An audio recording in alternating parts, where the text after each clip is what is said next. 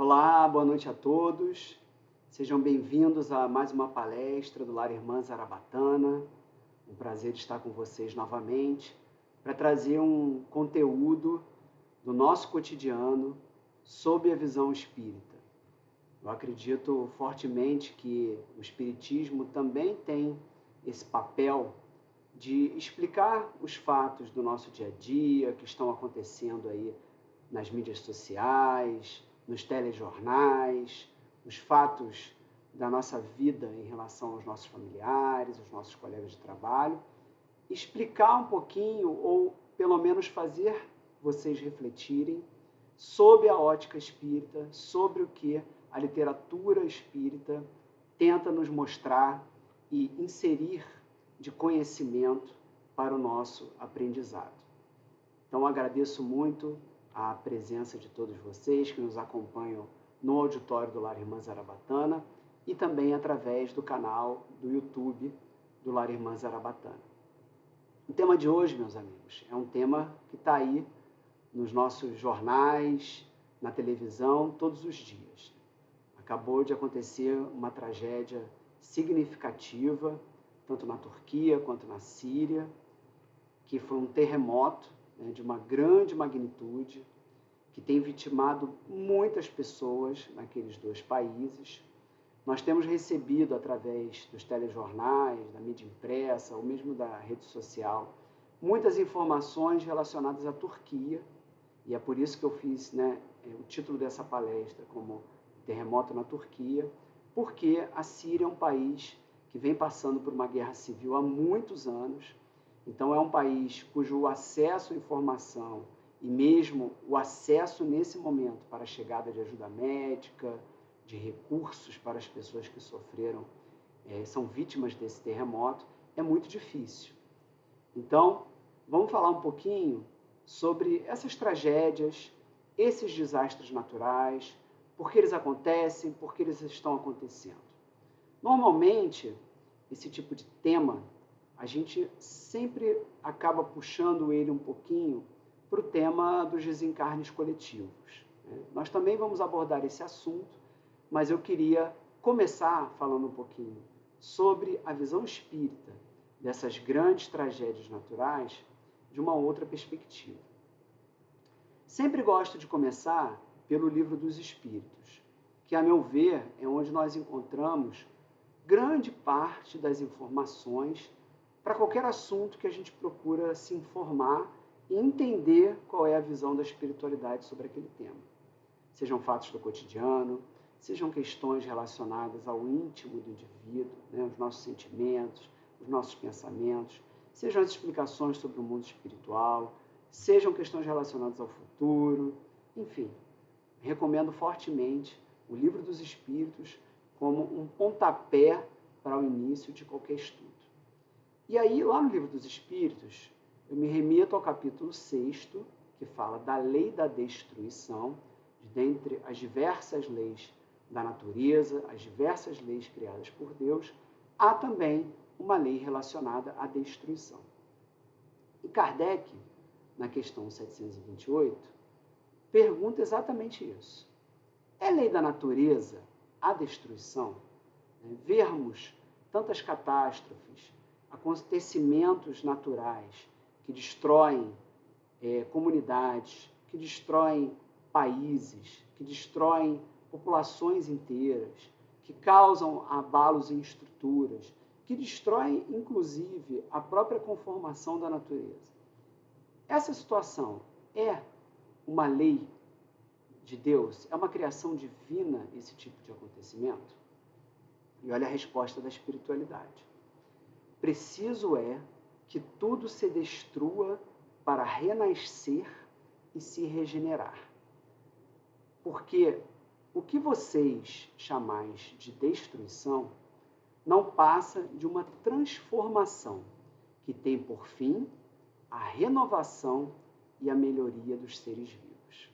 Então a espiritualidade foi muito precisa, foi muito cirúrgica para responder aquilo que vinha angustiando Kardec, que é exatamente o que nós estamos passando nesse momento, em especial o povo turco, o povo sírio.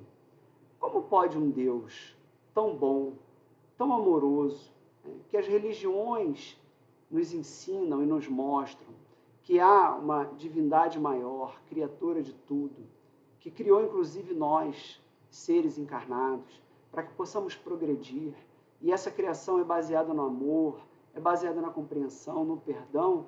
Como pode essa mesma divindade, esse mesmo ser, fazer com que soframos determinadas situações próprias de mudanças na natureza, abalos sísmicos, grandes tempestades, nevascas, inundações e assim por diante, e que possam nos ser úteis, que nos possam ser necessários.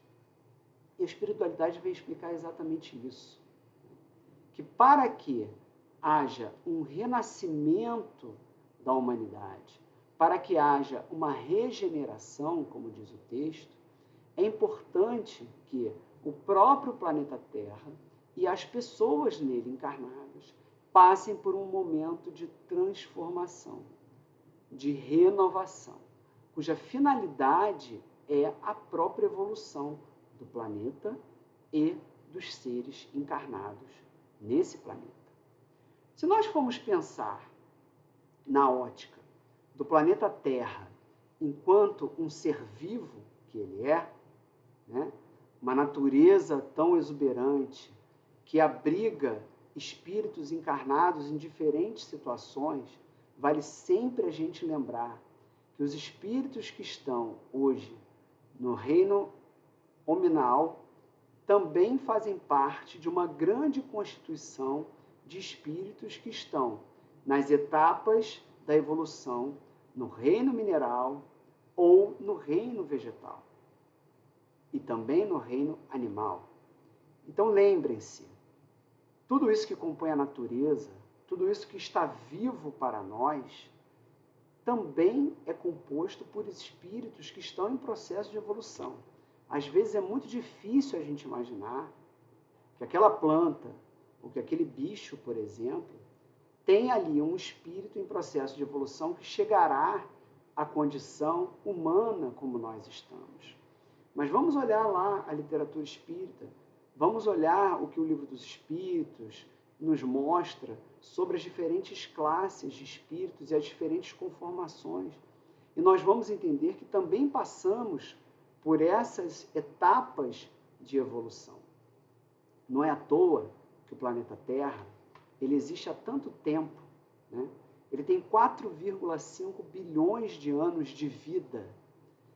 E lá nos primórdios, onde havia ainda, a princípio, a conformação de gases, a conformação de plantas, a conformação do reino mineral, de rochas, ali já vinha sendo preparado um ambiente para que a espécie humana pudesse estar encarnada, em condições mínimas para a sua sobrevivência e para a sua alimentação. Mas não significa que naquela época não havia no planeta Terra espíritos, porque também havia seres em condições ou no formato ainda desses reinos anteriores ao nosso atual, que também estavam em processo de evolução. Então, o planeta Terra, ele sempre foi habitado, sempre houve a presença de espíritos em diferentes condições. E nem sempre a gente para prestar atenção nisso. Pois bem, ao longo de toda essa evolução, quando a gente pensa em 4,5 bilhões de anos, acho que nós não temos nem a mente, o conhecimento necessário para imaginar a longevidade do planeta Terra. Mas vocês imaginem quantas transformações o planeta sofreu ao longo desse tempo. Quantas espécies nasceram e renasceram por conta dessas transformações que ocorreram. O caso mais conhecido, talvez, para nós, tenha sido o caso dos dinossauros. Sabemos que existem diferentes teorias sobre a morte, a extinção dos dinossauros, algumas falas na queda de um meteoro, com uma grande destruição, etc, etc. O que importa é, havia um conjunto de seres do reino animal encarnados aqui nesse planeta há milhões de anos atrás, e por uma transformação natural do planeta, esses animais eles foram extintos. Outros foram preservados e se transformaram para dar continuidade à evolução para outros animais e também para a chegada dos seres hominais. E quando a gente lembra que o planeta Terra está nesse momento de transição planetária, né, para um mundo de regeneração, é mais do que normal que aconteçam novas transformações. É mais do que normal que o planeta esteja passando por esse processo íntimo de renovação para que dê à raça humana e aos outros espíritos aqui encarnados a condição de habitar o planeta que vai ser esse planeta num novo estágio evolutivo muito melhor do que esse estágio atual. E vejam só, encontrei essa matéria do estado de Minas que fala que um asteroide que destruiu os dinossauros também reflorestou o planeta Terra. Então vejam que interessante.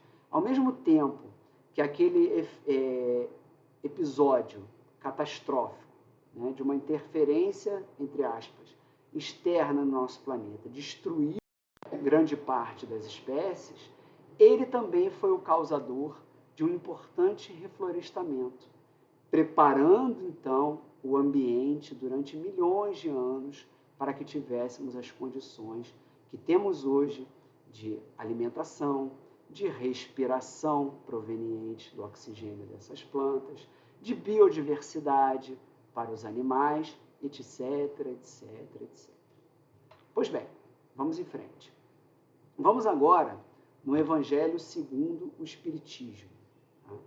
E eu separei aqui o texto do capítulo 3, Há muitas moradas na casa do meu pai, o item 17, que vem explicando um pouquinho que condição é essa que nós chegaremos nesse planeta de regeneração, nesse planeta mais feliz. Em tais mundos, nesse novo planeta que estamos construindo, o homem ainda se acha sujeito às leis que regem a matéria, tal como estamos hoje nesta condição. A humanidade experimenta as vossas sensações e desejos. Sob este aspecto, não vai ser muito diferente. Mas liberta-se das paixões desordenadas, isenta-se do orgulho que impõe silêncio ao coração, isenta-se da inveja que tortura e do ódio que a sufoca. Em todas as frontes, vê-se escrita a palavra amor. Perfeita equidade preside as relações sociais. Todos os habitantes reconhecem Deus e tentam caminhar para Ele. Quem de nós não gostaria de estar ou de reencarnar num planeta como esse? O homem de lá, desse planeta, que a Terra irá se tornar, é ainda de carne, ou seja, ainda estamos sujeitos às regras da matéria. E por isso, sujeito às vicissitudes, sujeito a erros, sujeito a provas. Porém, sem as pungentes angústias da expiação. Comparados à Terra, esses mundos são bastante ditosos e muitos dentre vós se alegrariam de habitá-los. Então, essas transformações que estão ocorrendo, que também nos repercutem sobre o aspecto moral, que vamos comentar já já, são preparações para esse novo planeta que a Terra irá se tornar. E como diz a espiritualidade, no Evangelho segundo o Espiritismo, teremos o prazer, a alegria de habitá-lo. Muito bem. Voltando para o Livro dos Espíritos, na questão 738, Kardec faz então a seguinte pergunta. Mas, amigos espirituais, será que Deus não poderia empregar para essa evolução da humanidade outros meios que não os flagelos destruidores? Será que Deus não podia pegar um pouquinho mais leve, né? E ao invés de mandar um terremoto, que, segundo a última notícia que eu vi, já matou 7.000 pessoas, uma devastação, um tsunami, um incêndio florestal e etc., né, que causam grandes abalos, que causam desencarnes coletivos intensos, não poderia mandar outros meios? O que a espiritualidade vem puxar nossa orelha e nos lembrar? Sim. E diariamente Deus os emprega, pois deu a cada um de vocês os meios de progredir pelo conhecimento do bem e do mal, do certo e do errado, né? Do amor e do ódio. E o homem, quem não os aproveita desses meios? Então, é necessário castigá-lo em seu orgulho e fazê-lo sentir a sua fraqueza. Se a gente vai olhar, né, os outros fatos que estão, por exemplo, nos nossos telejornais, nós temos violência, corrupção, infanticídio, feminicídio, guerra na Ucrânia, pobreza, fome, etc, etc, etc.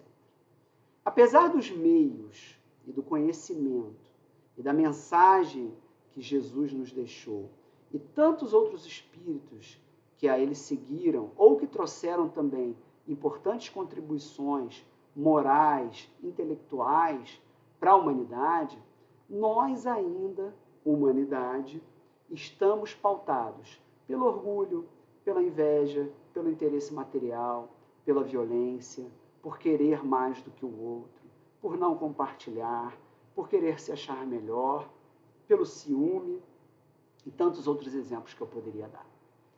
Então, tudo isso que já foi oferecido, né, ainda não tem sido o suficiente. Mas a Terra precisa evoluir. A Terra precisa passar para um outro estágio.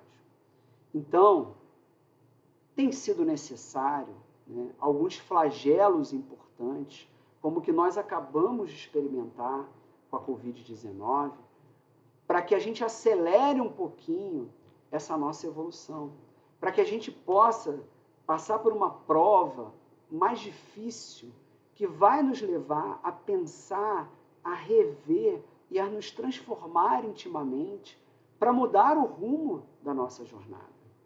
Quando a gente quer fazer uma arrumação de armário, por exemplo, e eu peguei aquela imagem para exemplificar, o que a gente faz? Normalmente, quando a gente quer dar uma geral no nosso armário, a gente tira tudo, né? Tira a roupa toda, separa o que não serve mais, separa o que pode ser útil para alguém, separa o que a gente quer ainda ficar. E esse exercício, essa reforma íntima, a humanidade, nós seres encarnados, estamos precisando urgentemente fazer. Precisamos separar e jogar fora aquilo que não mais nos interessa, sentimentos, pensamentos, interesses, atitudes que não mais nos servem. Precisamos separar o que pode ser útil para outra pessoa, né? E, através da caridade, exercer essa utilidade, transferir o que temos de melhor a título de exemplo, a título de bem material, a título de apoio moral, intelectual, de ação para o outro. E precisamos também preservar e valorizar aquilo que temos de melhor, o bem que temos dentro de nós, a nossa luz, a nossa fé, o nosso otimismo, a nossa alegria, a nossa força, a nossa experiência, o aprendizado.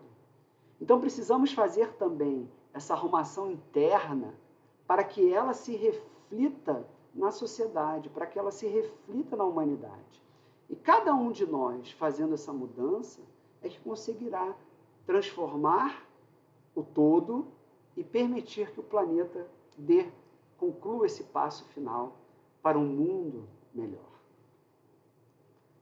Então, se a gente faz uma fotografia, né, do nosso contexto atual e de tantas coisas que têm acontecido, sejam aquelas que são motivadas pela ação do homem e têm suas consequências, como, por exemplo, o aquecimento global, mas também aquelas que são causadas pela própria natureza e que são causadas há milênios nessa maneira de renovação do planeta Terra, a gente percebe que tem enfrentado desafios importantes, né, ao longo da nossa jornada E se olharmos só o nosso tempo atual, encarnatório, temos passado por desafios bastante consideráveis. E somos até, talvez, um povo bastante abençoado, né? Já que o Brasil ele se vê numa condição livre de muitas dessas tragédias naturais que temos observado pelo planeta. Então, vejamos agora um trechinho do livro O Consolador, ditado por Emmanuel a Chico, que também vem explicar um pouquinho sobre esse contexto da aprovação coletiva e dos desencarnes coletivos, tal como aconteceu agora no terremoto da Turquia. E vejam só esse trecho de Emmanuel.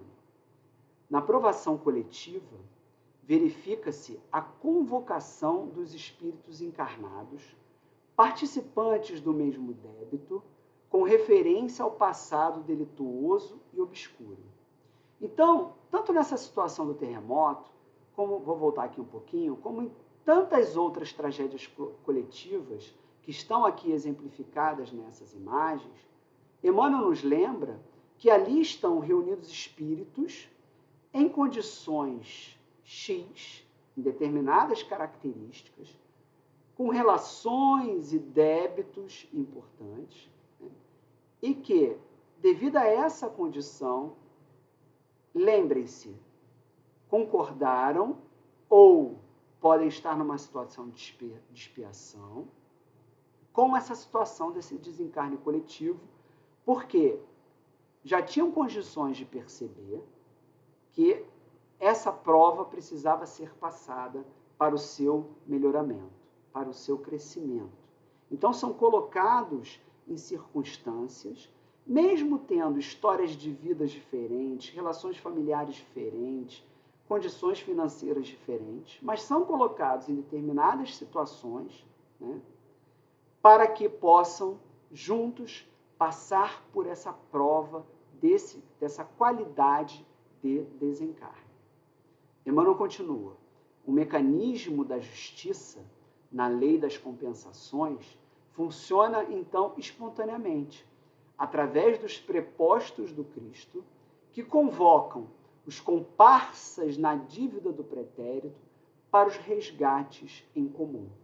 Razão porque, muitas das vezes, intitulais nós um doloroso acaso, as circunstâncias que reúnem as criaturas mais díspares, mais diferentes, no mesmo acidente, que lhes ocasiona a morte do corpo físico ou as mais variadas mutilações no quadro de seus compromissos individuais. Importante o que Emmanuel nos lembrou nesse pedaço final, que as consequências dessas tragédias não são só desencarnes. Quantas pessoas, né, são mutiladas ou passam a ter determinados agravos, determinadas doenças, em consequência dessas tragédias. Agravos, doenças, mutilações, também necessárias à sua evolução. Quantos familiares, quantos amigos também têm a sua vida repercutida no âmbito material, no âmbito psíquico, no âmbito sentimental, em decorrência dessas tragédias? Também como provas, como necessidades de evolução moral, intelectual, psicológica, emocional e etc. E aí, quando a gente olha para a história, a nossa história da humanidade, a gente também relembra que grandes grupos foram, pela sua própria ação, responsáveis por grandes dores, por grandes sofrimentos. A época das cruzadas, quando houve grandes invasões e grandes desencarnes, né, um volume grandioso de desencarnes, proporcionados pela ação dos homens. As conquistas romanas, por exemplo, as destruições e as mortes na época das invasões, tudo isso que causou grandes mudanças, grandes impactos e desencarnes. E a partir dessa ação do homem, muitos espíritos passaram a estar entrelaçados em dívidas, em créditos, em relações de obsessão, em relações de vingança, e até hoje vem reencarnando e desencarnando, tentando se livrar desse emaranhado de sentimentos. Porque esse espírito encarnado foi o causador da minha morte lá na época das cruzadas, quando eu era um agricultor e o soldado, ele era um soldado, invadiu a minha terra, matou a minha família e eu não consigo perdoar, né? E agora eu encarno numa condição que eu serei o provocador do mal desse antigo soldado, e assim os ciclos de reencarnação não conseguem se solucionar. E é por isso que hoje a doutrina espírita, os valores morais ensinados pelo Cristo e por tantos outros, nos pedem uma mudança de comportamento, nos pedem uma reforma íntima, nos pedem o perdão, para que a gente quebre, a gente rompa esse ciclo e não mais seja o causador do sofrimento do próximo, por mais que a gente ache que tem razão, por mais que a gente ache que tem crédito. A gente precisa romper isso para o nosso bem e para o bem daquele outro. Muito bem. Mas essas tragédias, além de serem necessárias para a evolução do planeta Terra e para a evolução da humanidade, através do sofrimento, né?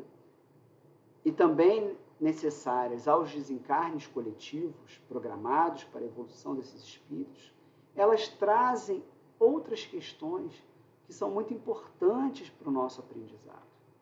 Não sei se vocês viram quantos bebês, quantas crianças pequenas foram resgatadas dos escombros no terremoto da Turquia. Deus sinalizando para a gente, olha, diante desse caos, diante de tanto sofrimento, diante de tanta tristeza, existem espíritos começando a sua jornada. Existem espíritos precisando de amparo. Eu me lembro de ter visto no jornal ontem, na televisão, bebês ainda com recém-nascidos em horas que foram resgatados, que acabaram de encarnar no planeta Terra e já vão nascer numa condição caótica, numa situação que talvez não tenham nem mais família, né, viva, mas precisam e sobreviveram a essa tragédia para dar seguimento à sua evolução. Vão encontrar um país destruído, um país que precisa se unir para se reconstruir e vão contribuir para essa reconstrução. Quantos países estão enviando alimentos, doações, equipes de socorro? Quantas pessoas estão se voluntariando para ir para a Turquia, para ir para a Síria, ajudar nos resgates? Olha a mobilização que está acontecendo. Pessoas que não têm dinheiro estão doando sangue, estão doando roupa, estão doando alimentos. Olha como a humanidade consegue perceber a importância da fraternidade, consegue perceber a importância da caridade, que a gente deve se despir desses interesses e compartilhar os nossos bens materiais com aqueles que sofrem. Olhem como nós temos condições de criar esse mundo melhor.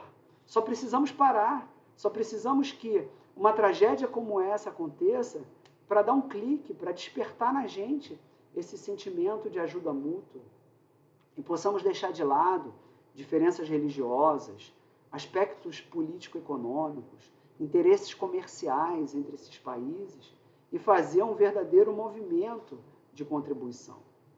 O problema é que não deveríamos esperar e responder a essas tragédias.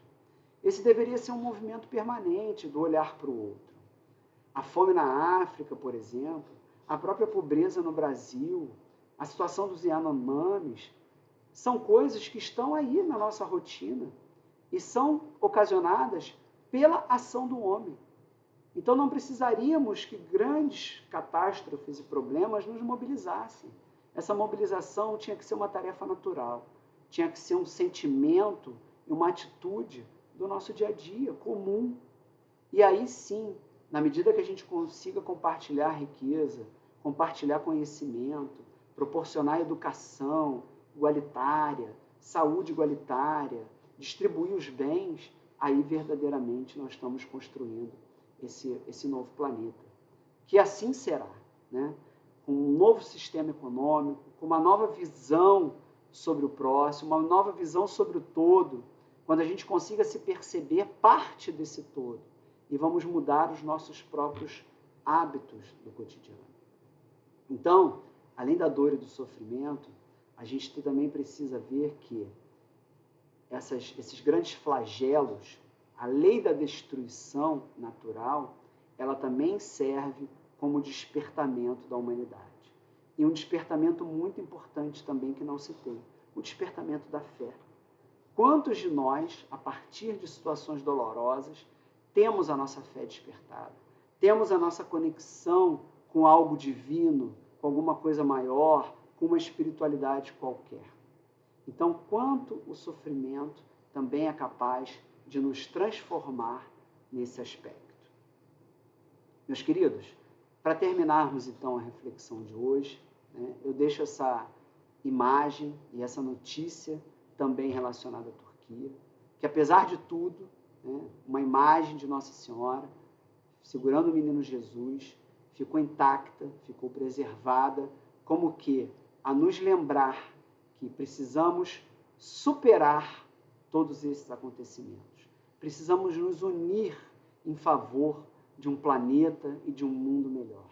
E também precisamos nos espiritualizar para compreender de uma maneira diferente a nossa jornada, o porquê da nossa existência e, a partir daí, agir de maneira diferente. Eu agradeço a presença, a participação de todos vocês. Espero que essa reflexão tenha sido útil. Recomendo que vejam as obras citadas, sigam refletindo sobre essas questões, procurem na literatura espírita ou na literatura espiritualista, as explicações e o conforto e também o alimento para a nossa atitude e possamos então seguir crescendo pouco a pouco, nos melhorando e melhorando o ambiente que nós habitamos. Muito obrigado a todos e uma boa noite.